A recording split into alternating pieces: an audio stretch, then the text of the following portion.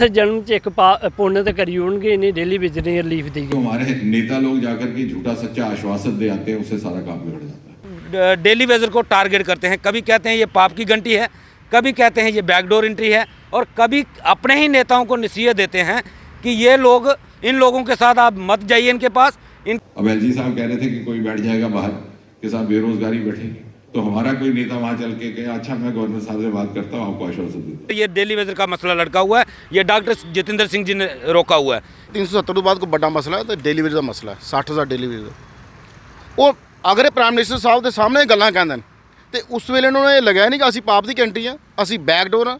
ਤੁਸੀਂ ਲੋਕ ਵੋਟਾਂ ਮੰਗਣ ਟਾਈਮ ਤੁਹਾਨੂੰ ਡੇਲੀ ਵੇਜ ਬਹੁਤ ਅੱਛਾ ਲੱਗਦੇ ਨੇ, ਲੇਕਿਨ ਮਸਲਾ ਹੱਲ ਕਰਨਾ ਹੋਏ ਤੁਹਾਨੂੰ ਮਸਲਾ ਇਹ ਲੋਕ अच्छे नहीं लगते। नेता कौन है जो आम जनता के बीच में जाए? नेता कौन है जो आम जनता की पुकार को सुने, आम जनता की तकलीफ़ें समझ पाए और उसको आखिरी लेवल तक लेके जाए ताकि वो उनका मसला जो है 1 मिनट में सॉल्व हो जाए। पर अब जैसे इस समय नज़र आ रहा है BJP versus BJP, Congress versus Congress, तो इस समय अगर देखा जाए जो बीजेपी वर्सेस बीजेपी हुआ है ना, उस चक्कर में आम जनता पिस रही है। आम जनता की आवाज़ को अब उठाने वाला कौन होगा, उनको आश्वासन देने के बाद उस पर काम करेगा या नहीं करेगा, ये एक बहुत बड़ा सवालिया निशान बन गया है। यानी कि अब एक नेता का कहना है कि या तो आप आम जनता में जाओ नहीं, और अगर जा रहे हो तो आश्वासन मत दो, और अगर आश्वासन दे रहे हो या तो पूरा करो, तो या तो उनके बीच में जाओ मत। अब ये क्या है? एक्चुअली डेली वेजेस के लिए लगातार आवाज़ उठाई जा रही है, चाहे हम हों, चाहे डेली वेजेस खुद हों, या वो नेताओं के पास जाने वाले हों। ये लगातार वो करते हुए नज़र आ रहे हैं। प्रोटेस्ट करना हो, हंगर स्ट्राइक पे बैठना हो, सब कुछ करके देख लिया, पर अभी तक उनकी बात को ना तो किसने समझा, ना ही सुनने की कोशिश की। इस समय मेरे साथ में मौजूद नहीं, क्योंकि पिछले चंद दिनों में डेली वेजेस के लिए कुछ ज़्यादा ही प्यार उमड़ उमड़ के सामने आ रहा है नेताओं का। चलिए वो अब ये प्यार किस तरह से एक्सेप्ट कर पा रहे हैं, या कह रहे हैं कि भैया आप लोगों के लिए आप टाटा बाय बाय, हम लोग अपना खुद ही देख लेंगे। अब उनसे बातचीत करने की कोशिश करते हैं। इस समय क्या है आम जनता की तरफ से, स्पेशली डेली वेजेस की तरफ से, टाटा बाय बाय या फिर हम आपके साथ हैं? देखिए मैम, जो ये जम्मू कश्मीर के हम हालात देख रहे हैं, हमें बहुत अफसोस हो रहा है कि हमने किन लोगों को जिता के पार्लियामेंट में भेजा। आपने जैसे 2-4 दिन पहले डॉक्टर जितेंद्र सिंह जी का एक बयान सुना होगा। हमें अफसोस है कि जो लोग हमारी मदद करने के लिए तैयार होते हैं, एक तो पहले कोई सामने नहीं आता, अगर कोई आता है तो जो लोग डिसीजन मेकर टेबल पे बैठे हुए हैं, चेयर पे बैठे हुए हैं, वो लोग उनको ही टारगेट करना शुरू कर देते हैं। जो पिछले दिनों डॉक्टर जितेंद्र सिंह जी का एक बयान आया, तो मैं आपको याद दिलाना चाहता हूँ कि पिछले दिनों हमारी चेन हंगर स्ट्राइक चल रही थी, तो वहाँ पे माननीय रविंद्र रैना जी आए। उन्होंने हमारे साथ कमिटमेंट की कि मैं आपको एलजी साहब के पास ले चलता हूँ। आज 9 महीने बीत गए। हम काफ़ी दिनों से सोच रहे थे कि आखिर क्या कारण है कि रविंद्र रैना जी 3 बार एलजी हाउस में हमारे लिए अप्लाई कर चुके हैं कि हमें टाइम चाहिए, हमने एलजी साहब के साथ इनकी बात करनी है, इन लोगों को एलजी साहब से मिलना है, हमें टाइम दीजिए। लेकिन हमें टाइम नहीं मिल रहा था, हमें ये पता नहीं चल रहा था कि आखिर कारण क्या है। अब ये जाके क्लियर हुआ है, यह कहीं ना कहीं डॉक्टर जितेंद्र सिंह जी का बहुत बड़ा रोल है इसमें, जो हमें एलजी साहब दोबारा नहीं मिल रहे। आपने देखा होगा कि डॉक्टर जितेंद्र सिंह जी जब से मिनिस्टर बने हुए हैं, खासकर दूसरी बार जब मिनिस्टर बने, तो तब से वो डेली वेजर को टारगेट करते हैं। कभी कहते हैं ये पाप की घंटी है, कभी कहते हैं ये बैकडोर एंट्री है, और कभी अपने ही नेताओं को नसीहत देते हैं कि ये लोग, इन लोगों के साथ आप मत जाइए इनके पास, इनके साथ कोई वादे नहीं करें। मैं ये पूछना चाहता हूँ कि लीडर होता किस चीज़ के लिए है? जब आम जनता की आवाज़ लीडर नहीं उठाएंगे, उनकी मदद के लिए सामने नहीं आएंगे, तो फिर किस हक से ये सामने आते हैं कि हमें वोट दे दो? आप ही के शायद आपने ही सवाल किया था उनसे कि बेरोज़गारी के रोज़गार को लेके, तो उन्होंने आपको एक बता दिया कि एग्रीकल्चर सेक्टर बता दिया कि लोग वहाँ से कमाई कर सकते हैं। तो अगर लोग वहाँ से कमाई कर सकते हैं, अपनी रोजी रोटी चला सकते हैं, तो जब इलेक्शन होता है तब भी 10-10 पार्टियाँ इलेक्शन में लड़ती हैं।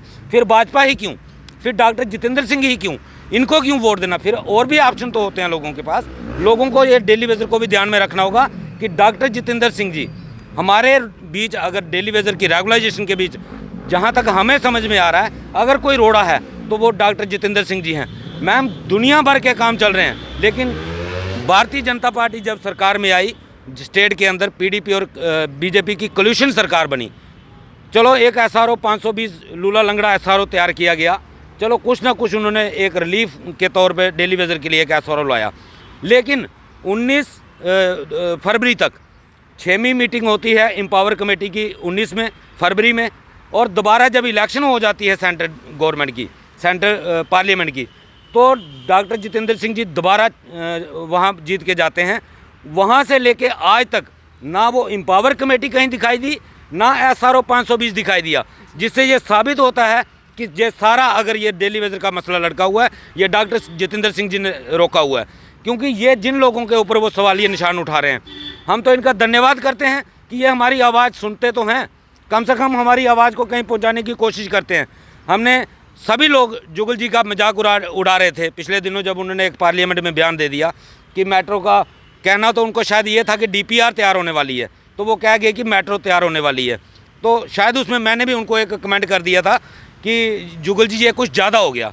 लेकिन हमें आज एहसास हो रहा है कि वो लोग डॉक्टर जितेंद्र सिंह से बेटर हैं, क्योंकि हमने उनके साथ रिक्वेस्ट की थी कि हमारी बात पार्लियामेंट तक पहुंचाओ, और जुगल जी ने उस बात को पार्लियामेंट तक पहुंचाया।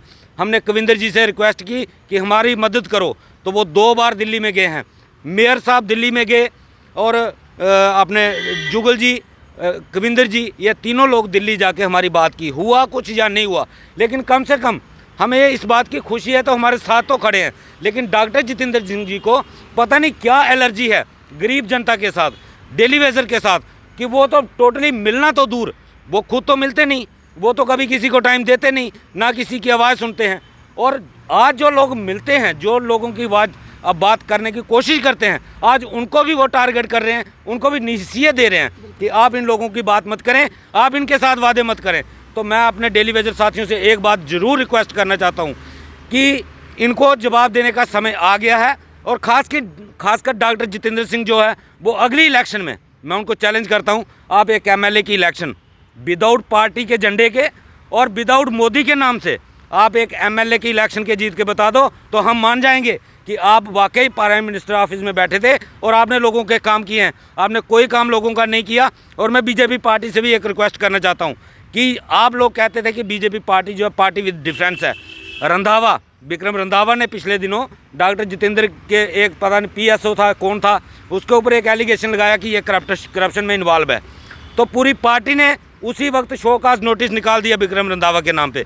और आज आपका एक मंत्री कह रहा है कि लोगों के साथ मत मिलो, लोगों से वादे मत करो, लोगों की आवाज़ मत उठाओ। आज बीजेपी पार्टी कहाँ पे है? बीजेपी पार्टी को इसके ऊपर एक्शन लेना चाहिए, और नहीं तो आने वाले दिनों में ये जो 50+ का नारा लेके चल रहे हैं, तो अगर बीजेपी 50 सीटें नहीं लेती तो उसके लिए सिर्फ और सिर्फ डॉक्टर जितेंद्र सिंह का ये जो अड़ियल रुख है ये जिम्मेदार होगा, क्योंकि इन्होंने बिल्कुल गरीबों को, खासकर जम्मू को इन्होंने तबाह करके रख दिया है। जम्मू की ना किसी की लीडर की आवाज़ सुनते हैं, ना किसी गरीब आदमी की आवाज़ सुनते हैं। डेली वेजर 27 साल से लड़ रहा है, जब से बीजेपी सेंटर में सरकार में दूसरी बार बनी है। टोटली जो इग्नोर किया जा रहा है इन लोगों को, और इसके लिए यही एक आदमी जिम्मेदार है जो प्राइम मिनिस्टर ऑफिस में बैठा हुआ है। लेकिन आज दर्द बर्द की ठोकरें हम लोग खा रहे हैं। पार्टी मैनिफेस्टो में लिखती है कि डेली वेजर को हमारी अगर DDC मेंबर जीत जाते हैं, हमारी अगर सरकार बनती है, तो हम लोग इन लोगों का मसला हल करेंगे। और एक डॉक्टर जितेंद्र सिंह जी कहते हैं कि ये लोग बैकडोर एंट्री हैं। पार्टी क्यों नहीं? या तो पार्टी बड़ी है तो पार्टी इसके चीज़ के ऊपर एक्शन ले, और अगर डॉक्टर जितेंद्र सिंह बड़े हैं तो पूरी पार्टी को रिज़ाइन कर देना चाहिए। जी, अब आपके पास ਤੁਹਾਡੇ ਕੋਲ ਆਨੀ ਹੈ ਪਾਪ की घंटी। ਤੁਸੀਂ ਇਹੋ ਜਿਹੇ ਕਿਹੜੇ ਕੰਮ ਕੀਤੇ ਨੇ ਜਿਹੜੇ ਤੁਹਾਨੂੰ ਹੁਣ ਕਹਿੰਦੇ ਪਏ ਨੇ ਵੀ ਪਾਪ ਦੀ ਘੰਟੀ ਹੋ ਤੁਸੀਂ ਭਾਈ? ਪਰਵਿੰਦਰ ਚੰਦ ਦਾ ਬੜਾ ਸ਼ੁਕਰੀਆ। ਮੈਡਮ ਮੈਂ ਤੁਹਾਨੂੰ ਥੋੜਾ ਪਿੱਛੇ ਲੈ ਚੱਲਦਾ। 2014 ਤੋਂ ਪਹਿਲੇ ਨਾ ਬੀਜੇਪੀ ਦੇ ਜਿੰਨੇ ਟਾਪ ਲੀਡਰ ਹਨ, ਜਦੋਂ PHE ਦਾ ਧਰਨਾ ਹੋਇਆ ਜਾਂ ਡੇਲੀ ਦਾ ਧਰਨਾ ਹੋਇਆ, ਇਹ ਲੋਕ ਉੱਥੇ ਆਉਂਦੇ ਕਿ ਸਾਡੀ ਸਰਕਾਰ ਇੱਕ ਵਾਰ ਬਣੇਗੀ, ਸਾਨੂੰ ਸੱਤਾ ਵੀ ਲਿਆਓ, ਅੱਜ ਤੁਹਾਡੇ ਮਸਲਾ ਬਹੁਤ ਜਲਦੀ ਹੱਲ ਕਰਾਂਗੇ। ਉਸ ਤੋਂ ਬਾਅਦ ਪ੍ਰਾਈਮ ਮਿਨਿਸਟਰ ਸਾਹਿਬ ਦੀ ਇੱਕ ਰੈਲੀ ਹੋਈ ਸਟੇਡੀਅਮ ਵਿੱਚ, ਕਰੀਬ 1.5-2 ਲੱਖ ਆਦਮੀ ਸਨ। ਇਹ BJP top leadership, doctor Jatinder, ਉਸ ਤੋਂ ਬਾਅਦ ਸਾਡੇ जुगल जी, जिन्ने हैं सारे, ये सब स्टेज पे बैठे सन। और उतों ये गल कही गई कि जम्मू कश्मीर में अगर 370 तो बाद कोई बड़ा मसला है तो डिलीवरी का मसला है, 60,000 डिलीवरी का। वो अगर प्राइम मिनिस्टर साहब के सामने गल्लां कहंदे तो उस वेले उन्होंने लगाया नहीं कि असी पाप की कैंटी हाँ, असी बैकडोर हाँ। तुसी लोग वोटां मंगण टाइम तो डिलीवरी बहुत अच्छा लगते हैं, लेकिन मसला हल करना होए तो मसला ये लोग अच्छे नहीं लगते। उस तो बाद मैडम जी मैं गल कहना चाहता कि SRO 520 PDP बीजेपी गवर्नमेंट ने बनाया। जिन्नी देर PDP बीजेपी ठीक रही, जिस वेले SRO बनया तो तब भी उस टाइम जो मंत्री से फाइनेंस मिनिस्टर साढ़े द्राबू साहब, असी उन्होंने जनाब ये क्या है, वो कहते यार अभी रो, अभी 1-2 साल के बाद आपको बिल्कुल SRO 64 की तरह सारी फैसिलिटी मिलेगी। फिलहाल आप उस खप खाने से, उस परेशानी से निकलिए, आप आओ, हर महीने आपको पे मिलेगी। करीब 13,000 15,000 अलग अलग कैटेगरी उन्होंने बनाई है और 6,500 7,000 फाइल PHE की उत्थे पई दी है। चौथी मीटिंग हुई, चौथी मीटिंग PHE की हुई, हाई पावर कमेटी की, वो PHE लोग क्लीयर होए। 5वीं मीटिंग भी PWD क्लीयर होती है, फ्लोरिकल्चर, वो लोग रेगुलर हो गए, वो आई पे ले रहे हैं, लेकिन PHE ना भेदभाव। दूसरा भेदभाव रिसेंटली ਜਿਹੜਾ PDD ਕੀਤਾ ਇਹਨਾਂ ਨੇ ਉਹ ਰੈਗੂਲਰ ਕਰ ਛੜੇ, ਕੱਲ੍ਹ ਹੀ ਆਰਡਰ ਆਇਆ। ਸਾਡੇ ਨਾਲ ਕੀ ਪ੍ਰੋਬਲਮ ਹੈ, ਅਸੀਂ ਇਹ ਚੀਜ਼ ਪੁੱਛਣਾ ਚਾਹੁੰਦੇ ਹਾਂ, ਸਾਡੇ ਨਾਲ ਪ੍ਰੋਬਲਮ ਕੀ ਹੈ। ਡਾਕਟਰ ਸਾਹਿਬ ਜਦੋਂ ਬੋਲਦੇ ਨੇ ਸਾਡੇ ਅਗੇਂਸਟ ਬੋਲਦੇ ਨੇ। ਅਗਰ ਤੁਸੀਂ ਅਗੇਂਸਟ ਬੋਲਦੇ ਹੋ, ਤੁਸੀਂ ਇਹਨਾਂ ਲੋਕਾਂ ਨੂੰ ਨਿਕਾਲ ਦਿਓ, ਤੁਹਾਨੂੰ ਆਪੇ ਪਤਾ ਲੱਗ ਜਾਏਗਾ ਕਿ ਜੰਮੂ ਕਸ਼ਮੀਰ ਸਰਕਾਰ ਵਿੱਚ ਜਿੰਨੇ 28 ਡਿਪਾਰਟਮੈਂਟ ਹੈ ਨਾ, 28 ਡਿਪਾਰਟਮੈਂਟ आज 60-70% लोग ਜਿਹੜੇ डेली वेजर, चाहे ड्राइवर, कंप्यूटर ऑपरेटर, जितने भी सारे साथी हैं, अगर वो लोग फील्ड स्टाफ काम कर रहे हैं तो ਤੁਹਾਨੂੰ अपना निज़ाम आराम ਨਾਲ ਚੱਲ ਰਿਹਾ। ਈਵਨ ਦਾ ਗਵਰਨਰ ਹਾਊਸ ਵਿੱਚ ਲੋਕ ਡਿਲੀਵਰੀ ਕੰਮ ਕਰ ਰਹੇ ਹਨ। ਇਹਨਾਂ ਜਿੰਨੇ ਮਿਨਿਸਟਰ ਨੇ, ਐਕਸ ਮਿਨਿਸਟਰ ਨੇ, ਇਹਨਾਂ ਘਰਾਂ ਵੀ ਡਿਲੀਵਰੀ ਕੰਮ ਕਰ ਰਹੇ ਨੇ, ਡਿਊਟੀਆਂ ਦੇ ਰਹੇ ਨੇ, ਹਰ ਚੀਜ਼ ਕਰ ਰਹੇ ਨੇ। ਕੋਵਿਡ ਵਿੱਚ ਸਾਡੇ ਲੋਕਾਂ ਨੂੰ ਡਿਊਟੀ ਦਿੱਤੀ ਹੈ। ਰੈੱਡ ਜ਼ੋਨ ਹੋਏ ਜਾਂ ਕੋਈ ਜ਼ੋਨ ਹੋਏ, PHE ਦਾ ਮੁਲਾਜ਼ਮ ਹਰ ਜਗ੍ਹਾ ਗਿਆ। ਮਿਊਨਸਿਪੈਲਿਟੀ 50 ਲੱਖ ਇੰਸ਼ੋਰੈਂਸ, ਉਸ ਤੋਂ ਬਾਅਦ ਪੁਲਿਸ 50 ਲੱਖ ਇੰਸ਼ੋਰੈਂਸ, ਹੈਲਥ ਵਾਲੇ 50 ਲੱਖ ਇੰਸ਼ੋਰੈਂਸ। ਅਸੀਂ ਨਹੀਂ ਰੈੱਡ ਜ਼ੋਨ ਦੇ ਗਏ, ਸਾਡਾ ਇੰਸ਼ੋਰੈਂਸ ਕੋਈ ਨਹੀਂ। ਵੈਕਸੀਨੇਸ਼ਨ ਵਾਸਤੇ ਅਸੀਂ ਖੱਪ ਖਾਣਾ ਮੀਡੀਆ ਪਾਇਆ। ਤੁਹਾਨੂੰ ਵੀ ਕੋਵਿਡ ਹੋਇਆ ਸੀ? ਬਿਲਕੁਲ, ਮੈਨੂੰ ਕੋਵਿਡ ਹੋਇਆ, ਮੇਰੇ ਸਾਥੀ ਇਹਨਾਂ ਸਭ ਨੂੰ ਕੋਵਿਡ, ਮੇਰੇ ਫਾਦਰ ਸਾਹਿਬ ਨੂੰ ਹੋਇਆ, ਮੇਰੀ ਪੂਰੇ ਪਰਿਵਾਰ ਨੂੰ ਹੋਇਆ। ਅਸੀਂ ਆਪਣੇ ਪਰਿਵਾਰ ਦੇ ਮੈਂਬਰ ਖੋਏ ਨੇ। ਲੇਕਿਨ ਇਹ ਲੋਕ ਸਿਰਫ ਸਾਨੂੰ ਸ਼ਾਇਦ ਜਿਸ ਤਰ੍ਹਾਂ ਸੈਕੰਡ ਕਲਾਸ ਸਿਟੀਜ਼ਨ ਹੁੰਦਾ, ਇਹ ਲੋਕ ਉਹ ਨਜ਼ਰ ਨਾਲ ਦੇਖਦੇ ਨੇ। ਗਰੀਬ ਲੋਕਾਂ ਨੂੰ ਇਹਨਾਂ ਨੂੰ ਕੀ ਐਲਰਜੀ ਹੈ। BJP ਦੇ ਵਾਸਤੇ ਆਮ ਜਿਹੜਾ ਸਾਡਾ ਡੇਲੀ ਪਤਾ ਕੀ ਸੋਚ ਕਹਿੰਦਾ, ਇਹ ਆਪੋਜੀਸ਼ਨ ਚੰਗੇ ਨੇ, ਇਹ ਰੂਲਿੰਗ ਨਹੀਂ ਕਰ ਸਕਦੇ। ਇਹ ਰੂਲਿੰਗ ਆਉਂਦੇ ਨੇ ਅਤੇ ਇਹਨਾਂ ਆਪਣੀ ਥਿਊਰੀ, ਨਵੀਂ ਥਿਊਰੀ ਕੱਢਦੇ ਨੇ। ਅਗਰ ਇੱਕ ਲੀਡਰ ਸਾਨੂੰ ਮਿਲਦਾ ਆ ਕੇ ਸਾਡੇ ਨਾਲ ਵਾਅਦਾ ਕਰਦਾ, ਅਸੀਂ ਪ੍ਰੈਸ਼ਰਾਈਜ਼ ਕੀਤਾ, BJP ਆਫਿਸ ਘਿਰਾਵ ਕੀਤਾ, ਉਹ ਲੋਕ ਬਾਹਰ ਹੈ, ਸਾਡੇ ਨਾਲ ਮਿਲੇ, ਅਸੀਂ ਆਪਣਾ ਦੁੱਖਦਾਰ ਸੁਣਾਇਆ ਉਹਨਾਂ ਨੂੰ। ਕਿਤੇ ਜਾਣਾ ਹੈ, ਇੰਪਲਾਈ ਹਮੇਸ਼ਾ ਰੂਲਿੰਗ ਪਾਰਟੀ ਕੋਲ ਜਾਂਦਾ ਮੰਗਣ ਵਾਸਤੇ ਡਿਮਾਂਡ, ਆਪੋਜੀਸ਼ਨ ਕੋਲ ਥੋੜ੍ਹੀ ਜਾਵਾਂਗੇ। ਰੂਲਿੰਗ ਪਾਰਟੀ ਦਾ ਡਾਕਟਰ ਸਾਹਿਬ ਬੈਠਣ, ਅਗਰ ਡਾਕਟਰ ਸਾਹਿਬ ਉੱਥੋਂ ਇੱਕ ਇਸ਼ਾਰਾ ਕਰਨ, ਸਾਡੇ 60,000 ਲੋਕਾਂ ਭਲਾ ਹੋ ਜਾਂਦਾ। ਲੇਕਿਨ ਕਿਆ ਕਾਰਨ ਹੈ, ਕੋਈ ਸਮਝ ਨਹੀਂ ਆਇਆ। ਇੱਕ ਪਾਰਟੀ ਦਾ ਪ੍ਰੈਜ਼ੀਡੈਂਟ, ਰੂਲਿੰਗ ਪਾਰਟੀ ਦਾ ਪ੍ਰੈਜ਼ੀਡੈਂਟ ਵਾਅਦਾ ਕਰਦਾ ਡੇਲੀ ਵੇਜ ਨਾਲ, ਔਰ ਕਮ ਸੇ ਕਮ 150-200 ਮੀਡੀਆ ਵਾਲੇ ਕਿ ਮੈਂ ਜਿੱਥੇ ਤੁਹਾਡੀ ਗੱਲਬਾਤ LG ਸਾਹਿਬ ਰੁਕੀ ਹੈ 11 ਨਵੰਬਰ 2020 ਦੀ ਗੱਲ ਹੈ, ਮੈਂ ਤੁਹਾਨੂੰ ਦੁਬਾਰਾ ਮਿਲਾਣਾ ਕਿ ਗੱਲਬਾਤ ਕਿਉਂ ਟੁੱਟੀ ਹੈ। LG ਸਾਹਿਬ ਨੇ ਸਾਨੂੰ ਉੱਥੇ ਬੋਲਿਆ ਸੀ ਮੀਟਿੰਗ ਵਿੱਚ ਕਿ 3-4 ਦਿਨ ਵਿੱਚ ਕਮੇਟੀ ਬਣੇਗੀ। ਕਮੇਟੀ ਤੁਹਾਡੇ ਜਿਹੜੇ ਮਸਲੇ ਛੋਟੇ ਡਿਪਾਰਟਮੈਂਟ ਮਸਲੇ, ਜਿਸ ਤਰ੍ਹਾਂ PHE ਦਾ ਮਸਲਾ, ਪੈਂਡਿੰਗ ਵੇਜ ਦਾ ਮਸਲਾ ਜਾਂ ਕੁਝ ਛੋਟੇ ਇਸ਼ੂਜ਼ ਹੋਰ ਇਸ਼ੂਜ਼ ਹਨ, ਉਹਦੇ ਉੱਪਰ ਗੱਲ ਚੱਲੇਗੀ। ਤੇ ਲੇਕਿਨ ਕਾਰਨ ਇਹ ਚੀਜ਼ ਸਮਝ ਨਹੀਂ ਆਉਂਦੀ ਇਹਨਾਂ ਲੋਕਾਂ ਨੂੰ ਐਲਰਜੀ ਕਿਆ ਹੈ। ਤਾਂ ਅਸੀਂ ਤੁਹਾਡੇ ਮਾਧਿਅਮ ਨਾਲ ਇਹ ਕਹਿਣਾ ਚਾਹੁੰਦੇ ਹਾਂ ਕਿ ਠੀਕ ਹੈ, ਤੁਹਾਨੂੰ ਨਹੀਂ ਅੱਛੇ ਲੱਗਦੇ, ਇਲੀਗਲ ਹਨ, ਬੈਕਡੋਰ ਕੱਢੋ, ਤੁਹਾਡੀ ਹਿੰਮਤ ਹੈ, ਕੱਢੋ ਇਹਨਾਂ ਨੂੰ, ਕੱਢੋ, ਫਿਰ ਤੁਹਾਨੂੰ ਆਪੇ ਪਤਾ ਲੱਗੇਗਾ। Thank you. 60,000 ਦੇ ਨਾਲ ਅਗਰ ਗੱਲ ਕਰੀਏ ਤੇ ਪੂਰੀ ਅਗਰ ਕਹਾ ਜਾਏ ਨਾ, ਇੱਕ ਗਵਰਨਮੈਂਟ ਬਦਲ ਸਕਦੀ ਹੈ, ਪਰ ਸਾਡੇ ਕੰਨੇ ਜਾਂ ਤੁਹਾਡੇ ਕੰਨੇ ਕੀ ਪਰੇਸ਼ਾਨੀ ਹੈ, ਕਿ ਇੰਨਾ ਪਿਆਰ ਹੈ ਕਿ ਭਾਈ 60,000 ਲੋਕੀ ਨਜ਼ਰ ਨਹੀਂ ਆਵਾ ਕਰਦੇ ਨੇ ਲੋਕਾਂ ਕੀ। ਪਹਿਲੇ ਤੇ ਜੰਮੂ ਪਰਿਵਰਤਨ ਦਾ ਬੜਾ ਧੰਨਵਾਦ, ਜਿਹੜੀ ਟਾਈਮ ਟੂ ਟਾਈਮ ਸਾਡੀ ਡੇਲੀ ਵਿਜਿਟ ਦੀ ਆਵਾਜ਼ ਉਠਾਉਂਦੇ ਨੇ ਤੇ ਉਹ ਰਾਜਨੀਤਿਕ ਸਤਰ ਉੱਪਰ ਜਾਂਦੇ ਜਵਾਨ ਭਰਾ ਕਿਸੇ ਨਾ ਕਿਸੇ ਕਢਾਉਣ ਦੀ ਕੋਸ਼ਿਸ਼ ਕਰਦੇ ਨੇ। ਪਿਛਲੇ ਦਿਨ ਮੈਂ LG ਸਾਹਿਬ ਦਾ ਵੀ ਬਿਆਨ ਸੁਣਾ ਹਾਂ, ਜਿਹਦੇ 'ਚ ਆਖਦੇ ਇਹ ਤੁਸੀਂ ਅਸ ਗਿਫਟ ਦੇਗੇ। तो मेरे हिसाब से मीडिया ही के गिफ्ट देना, गिफ्ट सारे बड़ा ये है भी डेली विजिट अगर किसी रिलीफ मिले तो मीडिया वास्ते वो बड़ा गिफ्ट है। मिलना उन्हें चाहिए, देना उन्हें चाहिए, बशर्ते कि टांट करने वाली गल जां दूए बंदे दी पिंच करने ताईं तो ही गिफ्ट देगे। तो शायद मीडिया ही गिफ्ट देने ताईं इनका वजूद नहीं है भी मीडिया ही गिफ्ट दे सकन। अगर ये 60,000 डेली विजिट जो सिस्टम भी चला दा, चाहे बिजली है, चाहे वो पानी है, चाहे इरीगेशन डिपार्टमेंट है, कुदै भी लगे दे जिन्ने भी लोग ने ਜਿਹੜੇ पूरे जम्मू च अपनी फ्री दी सेवा दे रहे हैं, इन्हें गी किश रिलीफ दे लैन तो इनके वास्ते ये बड़ी वड्डी गल है। इस जन्म च एक पुण्य तो करी होणगे इन्हें डेली विजिट रिलीफ दी है। तो पिछले दिन जियां साडी स्ट्राइक चला दी ही, उस कोला पहले तो LG साहब ने मिले भी, आश्वासन भी मिले, टाइम निकलता गया। उसदे बाद मार्च महीने 27 तरीक गी अस फिर एक चैन हंगर स्ट्राइक की असीं शुरुआत की, जिहड़ी 49 दिन चली। तो अच्छा साडा प्रैशर रहा, जोदे रविंदर रैना सानू मिलन भी आए। उहदे दौरान गै करोना भी पीक पर रहा, मेरे भरा बंधु सारे पॉजिटिव होए, मैं भी होया, साडी वजह नाल साडे घर फैमिली भी होई, मेरे फादर साहब भी एक्सपायर होइए। तो इ'यां ताज हुंदे फादर भी ते रवि होर खुद रेह् बेचारे बमार बड़े। अफसोस इस गल्ला दा है, अस लोग 27 साल होए डिपार्टमेंट की फ्री सेवा दिंदे होई तो सानू उम्मीद ही भई ये सरकारां चेंज होने पर सानू किश न किश रिलीफ मिलग ताकि अस होर जोश कन्नै कम्म करी सकचै। मगर उ'नें भी पिछलियां सरकारें भी जेह्ड़ियां भी रहियां, मैं नां कुसै दा केह् लैं, मगर सिर्फ इन्ना ऐ भाई जिन्नियां पिछलियां सरकारां रहियां उ'नें भी साढ़े नाल धोखा कीता ते नमीं सरकार जेह्ड़ी बीजेपी आई इन्नै भी धोखा दित्ता है जे सानू वोट बैंक दी तरह इस्तेमाल कीता इन्हें लोकें सारें ते साढ़े बारे च कुसै ने इक सकिंट टाइम नहीं सोचने की कोशिश की इंदे बच्चें पर इंदे घर फैमिली पर केह् बीता दी हो ते किने हाले ने इंदा टाइम पास होआ दा हो। मैं तुंदे माध्यम कन्नै हर डेली वेजर की एक मैसेज कर देना भाई हूँ थोड़े दिनें अंदर लोहड़ी दे बाद वो तैयार होन, किश भी नमीं कोई एजिटेशन ते जां सर्जिकल स्ट्राइक ताईं फिर तैयार होन। अस एक बारी फिर तैयार होइए फिर वापस आवा दे आं। असें ओह् जेह्ड़े शौक साढ़े कन्नै होए अस ओह् दिलै च रखियै एक बारी फिर उस थड़े पर औने दे तैयार आं। मगर ओह् सारे लोग तैयार होन। असें लोकें खतरे च जि'यां ब्रदर आखदे साढ़े कन्नू आह्ले साथी भाई जेह्ड़े कोरोना पॉजिटिव एरिया घोशित कीते दे रेड जोन उत्थे भी साढ़े भरा बंधु जाइए कम्म करते रहे। इल्ले बर्फ वाला एरिया जित्थे बर्फ पेदी है उत्थे भी मेरे भरा बंधु कम्म करा दे, बर्फ बिच भी ते गर्मी बिच भी। ते पूरा जम्मू अगर पानी सप्लाई मिले दी है तो डेली बेजरें की वजह ने मिले दी है। परमानेंट स्टाफ महूं 5 या 10% रेहदा होना, बाकी जित्थे भी तुस पता करगे छड़े डेली बेजर मिला दे ने। तो ओह् डेली बेजर भरा अज 50-55 की उम्र च भी पुज्जे दे, किश रिटायर भी होई गे ने, इ'यां धक्का मारियै बाहर कड्ढे जिंदे 60-60 साल टाइम दित्ते दा जिन्हें सेवा दित्ती इन्हें टोटल धक्का मारियै चलो आउट, तुंदा टाइम पीरियड खत्म होई गया, कोई 5 पैसे रिलीफ नहीं। तो वह बेचारे इत्थै सेवा दिंदे रेह् फ्री च।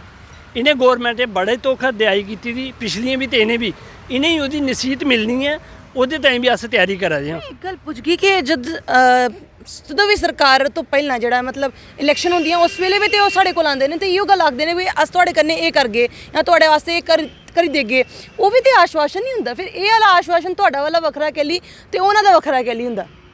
ਉਹਲੇ ਉन्हें बोर्ड की जरूरत होंगी है, इस वजह ना थोड़ा अलग आश्वासन है। तो इस वेले कुछ कम्मां ताईं आश्वासन देना भाई तुंदा अस एकड़ा कम्म क्लीयर करगे, ये आश्वासन शायद डॉक्टर जितेंद्र सिंह खुद देना चाहते होंगे, मगर उंदे अगर रविंदर रैना शायद कोई अड़चन बना दे होन। तो इस वजह ना चाहते हैं भाई ये नहीं है हूँ। असीं इस गल्लै दी खुशी भी है अजे तोड़ी बेशक साडा बनेआ कक्ख नहीं, मगर वो साडी गल सुनते हैं, ध्यान कन्नै समझते हैं तो कोशिश करी उन्हें एक बारी LG तोड़ी पजाया। एक बारी फिर साडी कोशिश ही इंदे ने मेल मिलाप करियै अस फिर LG गी अपनी दुख दर्द सनाचे, क्योंकि जम्मू की सारें कोला बड्डी चेयर जी LG है इस टाइम। तो वो अलावा अस दिल्ली तो नहीं जाने का सारा मकसद, इत्थै गै सनानी तो इन्हीं गै सनानी है। तो अस फिर उस कोशिश अगर सरकार चाह तो किसानें का अंदोलन का इन्हें खत्म किया, 3 कानून वापस किए, इत्थे जम्मू च PDD का बड़ा इशू बने दा वो इन्हें एक्सैप्ट किया तो वापस किया। साढ़े ताईं कोई बड़ी गल नहीं। हाँ गौरमेंट की मंशा क्लीयर होनी चाहिए। तो जेडे अस डेली बेचना PHE के 22,000 मुलाजम जिंदा मता नहीं तो 7 साल का पेंडिंग बेचिज है। नॉर्मल भी आखो तो 4-5 लाख रुपया बनता होना एक बंदे का। तो कई का क्लीयर मगर बड़े सारे पुराने जो वर्कर ने उनका इन्ना पेंडिंग बेचिज। अस गरीब जनता 60 मतलब 6-7 साल का साढ़ा पेंडिंग बेची, ये लोग अपने थल्ले रखिए किन्ना खुश रौने की कोशिश करनगे तो किन्ना रही सकणगे।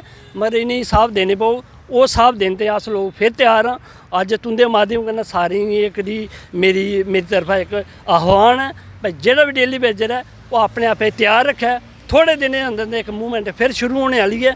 तो उस मूवमेंट का जो भी नफ़ा नुकसान जो भी है वो इस गवर्नमेंट की करने पो। अब गवर्नमेंट को देखना होगा कि भैया ये जो आपने किसानों का एक प्रोटेस्ट देखा था, क्या वैसा ही प्रोटेस्ट आपने जम्मू कश्मीर में देखना है या नहीं। अगर तो नहीं देखना है तो डेली वेजेस को पक्का कर लीजिए, और अगर आप चाहते हैं कि जम्मू कश्मीर के लोग भाई अब आप ये दिखाएं कि हम उससे बड़ा प्रोटेस्ट करके दिखा सकते हैं या नहीं, तो फिर चलिए आ जाइए और देख लीजिए कि इन लोगों ने कितना पहले भी प्रोटेस्ट करके दिखाए, हंगर स्ट्राइक की, अब ये वाला भी करके देख लीजिए कि आखिरकार क्या ही होगा। पर सवाल ये निशान ये है कि अब क्या रविंदर रैना वर्सेस डॉक्टर जितेंद्र सिंह है, और अगर ऐसा है तो क्या बीजेपी आने वाले समय में 50 पार की बात कर पाएगी। क्योंकि अगर आप में ही आपस में रंजिश मची हुई है तो आम जनता की आवाज़ को फिर कौन ही समझ लेगा, कौन ही सुन लेगा। कहते हैं ना, जब घर में कलह हो तो बाहर के लोगों का कलह सुनाई नहीं देता है। जब घर की इतनी आवाज़ें तेज़ हों तो बाहर की आवाज़ क्या ही सुनाई देगी। तो फिर ये जितना मर्जी करते रहें, वहाँ तक सुनेगी नहीं।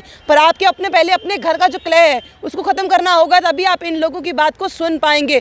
हाँ, दोबारा से एलजी साहब से दरख्वास्त करेंगे कि हमारे पास गिफ्ट की अभी ज़रूरत नहीं है।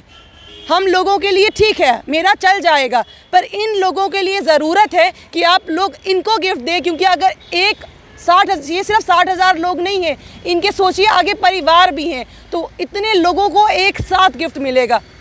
मैं एक बहुत छोटी सी हूँ, इनके अगर ये लोग पानी देते हैं तभी मेरे घर में भी पानी आता है। अगर इनके पास पानी ये हमें पहुँचा देंगे, हमारे लिए तो वैसे ही गिफ्ट है। आप इनका मसला हल कर दीजिए, हमें उस चीज़ की कोई भी ज़रूरत नहीं है। आप लोग इस तरह से बने रहिए जम्मू परिवर्तन के साथ। आम जनता की आवाज़ को लेकर हम आपके सामने हाजिर होते रहेंगे। मुझे और मेरे सहयोगी रोहित जी को दीजिए इजाज़त। नमस्कार।